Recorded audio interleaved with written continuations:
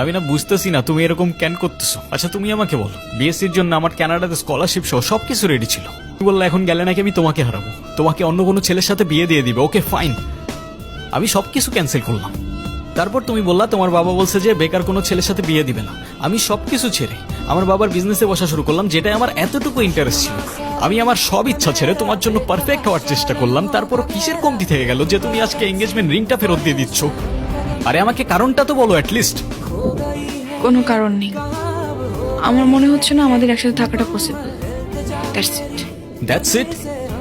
Seriously তোমার মনে হচ্ছে না আমাদের একসাথে থাকাটা পসিবল? What about me? আমার কি মনে হচ্ছে সেটার কোনো ভ্যালু নাই? আমার সাইডটা কে দেখবে রুহি? দেখো, এত কথা বাড়ানোর কোনো মানে নেই, অযথা সময় নষ্ট করো না। সময় তো তুমি আমার নষ্ট করছো। এরকমটাই করার হইলে আমার লাইফটা কেন নষ্ট করলা? ভেঙে ফেলার হইলে সব আগেই ভেঙে ফেলতা, নাকি হুট করে